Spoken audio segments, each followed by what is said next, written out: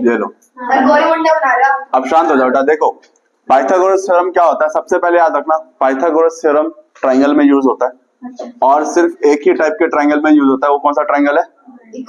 Right angle triangle. सिर्फ कौन से ट्राइंगल में यूज होगा? Right angle triangle. कौन सा ट्राइंगल होता है? 90 डिग्री, जिसमें एक एंगल 90 डिग्री का बनता है। अब मान लो एक ट्राइंगल ले लिया हमने, उसमें एक एंगल 90 डिग्री का बना दिया हमने, ठीक है? तो ये हमारा क्या बन गया? राइट एंगल ट्राइंगल बन गया। अब इसके जो तीन साइड है ना, पी क्यू, क्यू आर और पी आर, जैसे ये ट्राइंगल राइट एंगल बन जाता है, इन तीनों के डिफरेंट डिफरेंट नेम हो जाते हैं, इन तीनों साइड के। सर उसके सामने वाले आपके सबसे पहले ध्यान रखना, इस ट्राइंगल की जो सबसे लेंथीएस्ट साइड होगी पी आर, वो कौन सी होगी? P R. ये कैसे हम फाइंड करेंगे? क्योंकि वो 90 डिग्री के सामने, 90 डिग्री के सामने जो भी साइड होगी वो सबसे बड़ी साइड मानी जाएगी, ठीक है? सबसे बड़ी साइड को क्या बोलते हैं? हाइपोटेन्यूज बोलते हैं। 90 डिग्री के साथ जो दो साइड है आपकी, उसमें से आप किसी को भी बेस मान सकते हो, फर्क नहीं पड़ता किसको बेस माना है। और उसमें से किसी एक को आप क्या मान सकते हो? परपेंडिकुलर।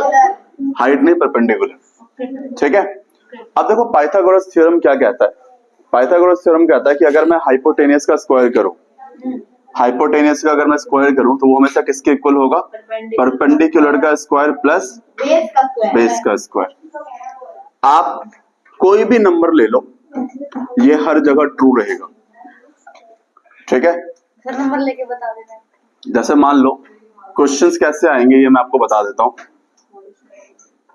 एक ट्राइंगल दे दिया आपको, लेट्स सपोज एबीसी, वो राइट एंगल ट्राइंगल है, ठीक है? उसमें हाइपोटेनियस मान लो 13 दे दिया आपको, ओके? और एक साइड आपको दे दी 12 और तीसरी वाली साइड आपको फाइंड करनी है एक्स। कैसे फाइंड करेंगे? पाइथागोरस थ्योरम यूज करके फाइंड करेंगे। पाइथागोरस थ्योरम क्या कहता है आपका? हाइपोटेनियस का स्क्वायर, हाइपोटेनियस क्या है यहाँ पर? 13, तो 13 का स्क्वायर इक्वल होगा किसके? परपेंडिकुलर का स्क्वायर जो कि x है, और बेस का स्क्वायर जो कि क्या है? 12, उसके इक्वल होगा। बेटा समझ लो ये कॉन्सेप्ट ना मैंने पता नहीं बच्चों को कितनी बार सिखाया, शायद तुम लोगों को भी सिखाया होगा मैंने, लेकिन भूल जाते हैं। और जबकि बहुत आसान है, सिखाया हुआ है ना ये, मुझे पता है सिखा रखा है मैंने, फिर भी भूल जाता है। 8th वालों को भी याद नहीं रहता ये। सर ये बड़ी क्लास का कहां से? देखो 13 का स्क्वायर क्या होता है? 169। एक्स का स्क्वायर एक्स स्क्वायर होगा, और 12 का स्क्वायर क्या होता है? 144। ये 144 यहाँ पे आके इससे क्या हो जाएगा? 169 minus 144 equal to X square. Minus करेंगे क्या आंसर आएगा? 25।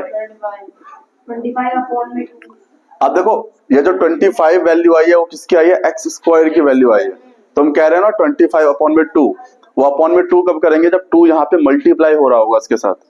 ये स्क्वायर है, मल्टीप्लाई नहीं हो रहा इससे। फर्क है या नहीं है दोनों में? 2 मल्टीप्लाई करने में और उसका स्क्वायर करने में फर्क है। तो ये 2 क्या यहाँ पे डिवाइड में आ जाएगा? नहीं। हमेशा ध्यान रखेंगे जब भी स्क्वायर को आप हटाओगे एक तरफ से, दूसरी तरफ रूट आ जाएगा। समझ में आ गया? स्क्वायर हटाओगे तो दूसरी तरफ क्या आ जाएगा? रूट आ जाएगा। तो अगर मैं यहाँ से स्क्वायर हटाऊंगा तो 25 के ऊपर क्या चढ़ गया? रूट। अब इस रूट 25 की वैल्यू निकालनी पड़ेगी, तब एक्स की वैल्यू आ जाएगी। बता रहा हूं कैसे निकलेगा। रूट को निकालने का सिंपल सा तरीका क्या है कि रूट के अंदर जो नंबर लिखा हुआ है ना, उसको किसी ऐसे नंबर में फैक्टर कर दो उसका जो दोनों सेम नंबर हो। मतलब रूट के अंदर अगर 2 सेम नंबर आ जाए तो आप उसको बाहर निकाल सकते हो। फॉर एग्जाम्पल 25 का अगर मैं फैक्टर करूं तो क्या आएगा? 5 5 जा और 5 1 जा, तो मैं 25 को लिख सकता हूँ 5 into 5। अब देखो रूट के अंदर 5 2 बार ही आ गया ना, तो हम एक 5 को क्या कर सकते हैं? रूट से बाहर निकाल सकते हैं। तो x की वैल्यू क्या आ गई?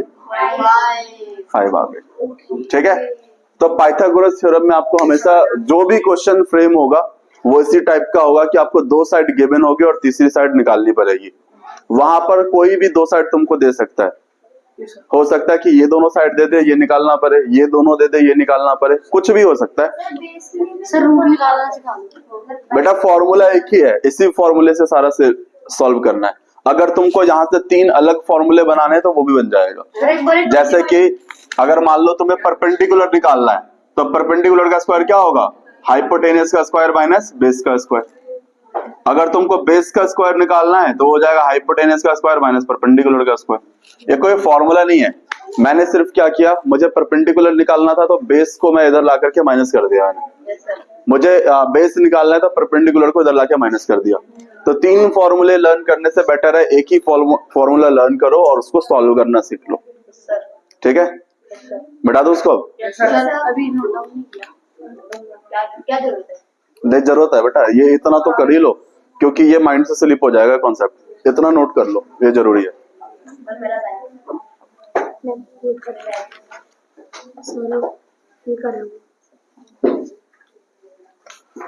मैंने तुम्हारे लिए पेपर्स बना रखे हैं, लेके आऊंगा। कोई नहीं, आज कर लो।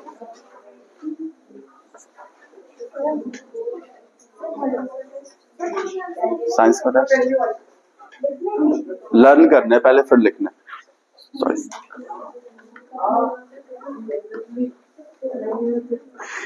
मैं ढूंढ रहा हूँ बेटा। ए, बातें मत करो।